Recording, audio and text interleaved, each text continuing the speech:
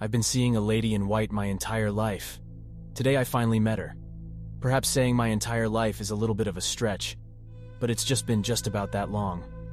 My first encounter with her was when I was 8. We just moved to a new neighborhood a couple months back. Now that we were settled, my father had gone on a business trip to Guatemala and came back with a friend. He stayed in our spare bedroom for a couple weeks. My family works in fashion. My mother, a seamstress and a tailor, and my father was a designer and business owner. Our house was generally littered with rolls of fabrics, sheets of paper for designs and patterns, and half-finished projects that were in transition from our home and their work. We had a couple bust mannequins, and they'd usually stay in the living room with some of my mom's work on display. It wasn't strange for my dad to bring over a business partner or family friend to stay for a week or two so they could work on ideas together. One of those nights, it was just me and Mom, as my dad and his friend were still at work. I was in the living room finishing my schoolwork, and my mom was in the kitchen preparing dinner. To add context, my house was shaped like an L. The living room was on one end of the L, the kitchen on the other, and the two hallways connecting them had access to the bedrooms. This meant my mom and I were on opposite sides of the house. I remember pulling out my battered copy of Fantastic Mr. Fox and turning on the TV right before it happened. I felt a tickle in the back of my throat and decided to grab a glass of water. When I got up and walked into the first hallway, something was not right. The hallway felt tighter. The cherry flooring my mom loved so much looked both duller and richer at the same time. The closed door to the spare room in the middle of the hallway seemed to get taller and skinnier. The white walls were curving inwards, and I was at the center of it all. I took a step into the hallway, and nothing happened. The breath I didn't know I was holding was exhaled, and I took another step. I was still okay. I took a deep breath. The faint scent of rotten eggs lingered nearby. I took a few more steps, ignoring the hairs standing up on my arms and the back of my neck. It was when I got to the middle of the hallway that I realized something was wrong. The door to the spare room was closed this morning, and the door was closed when I got home. So why was it cracked open now? My heartbeat grew louder. I felt it throbbing in my eardrums. The itch in my throat got stronger. I reached for the door handle to pull it closed. The handle twisted before I grabbed it, and the door whipped itself open. My heart dropped with it. When the door opened to reveal nothing but white, I was confused. I know I should have been scared, but for some reason I just couldn't be. It wasn't just white. It was a thick white sheet of fabric that flowed back and forth. I reached out and touched it, feeling the silky softness run through my fingers. It glided like the rain sliding down glass. The blood in my veins pulsed with every movement I made. My body knew that I should not have been there any longer, but my mind did not. This had to be just another project, just like the hundreds I've seen come in and out of my house. My gaze continued upwards, and I saw that the white fabric was not just a sheet, but a part of a long white dress. The bodice of the dress was lacy and tight, and there were more ruffles on the chest than I really thought were necessary. Under the dress was pale, flawless skin, lighter than the dress itself. Flowing down the bottom of her bodice were matted strands of silvery gray hair. I continued to look up. Her neck was adorned with silver and pearls atop the lacy trim. And her face, well, there was none. There was no face. She looked like one of the mannequins in the living room. We were both still for a moment, and my hand had long let go of her dress. Was she one of the mannequins from the living room? It was her arms stretching out and reaching for my face that had me realize she was not. Then her head twitched in my direction. All the fear I should have been feeling before hit me like a train. My mouth formed into the shape of an O, but the scream I felt building inside got caught in my throat. Her hand was revealing itself from under the long sleeve of the dress, but it was no hand at all. It lacked the pale skin found mostly on her face, but was a muscly red mess of sinew and bone. Her nails were long, chipped, and yellowed at the bases, and they were centimeters from my face. It was enough to kick my ass into gear.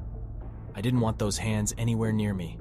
My brain connected to my feet, and I bolted down both hallways until I was screaming for my mother in the kitchen, claiming there was a strange lady in the spare room. She spent a few minutes calming me down, assuring me that there was no one in the house but us. We went back into the hallway together. She opened the closed door and revealed the empty spare room. A bed in the corner, desk in the other, and a dresser to the side. She even opened the door to the closet and showed that it was clear. Nothing but boxes. I didn't think to mention to her that I left the door open when I ran, as the lady was standing too close to the handle for me to grab. At this point, I just wanted to forget about it. My mother had assuaged my concerns enough for the day and sent me back to the living room with a glass of water and a plate of fruit. I went to sleep that night, dreaming of my own wedding day. I was in a gorgeous bridal suite, with gold crown molding and large circular windows. Ivy sprawled across the frames and clung to the beams of light, and the scent of various flora permeated the room. I looked down to see myself in the same dress as that woman. My chest grew tight, and I felt the bodice digging into my sides. I shuffled my way over to the antique mirror, only to find that I had no face at all. I tried to scream, but I couldn't. The door opened, and the faceless woman walked towards me, her arms outstretched and showing slivers of the skinless hands underneath. I woke up in a cold sweat, hints of dawn peeking in through my curtains. I stayed still in bed thinking about her, until my mother knocked on my door to tell me it was time to get ready. I went about my daily motions and began my short walk to school, choosing to suppress the eerie dream I had that night. Then, I saw my friends and forgot about her entirely. I didn't even remember our first encounter, not until I saw her again a few years later at my dad's funeral. We were leaving the cemetery, and I looked back at his headstone, only to see her looming over it and, I assume at least, staring right back at me. I felt much less dread seeing her this time. To be fair, I didn't feel much at all during this time. But then I kept seeing her. Throughout the years, I'd travel here and there, making new friends and losing some along the way.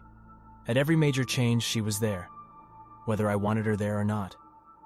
She never got as close as she did that night, but I'd see her around. She'd be on the opposite side of the subway and disappear as a train would pass by.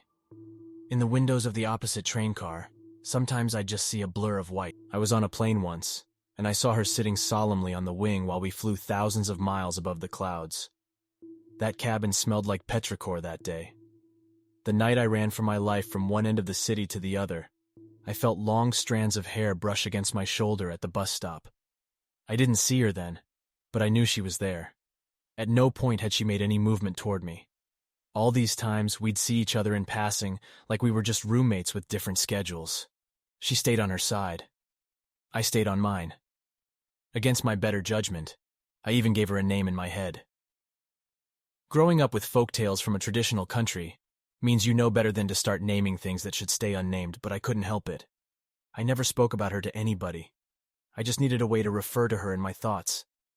At one point, I had to stop calling her just the lady in white. It meant little, though, as she didn't show for years after that night at the bus stop.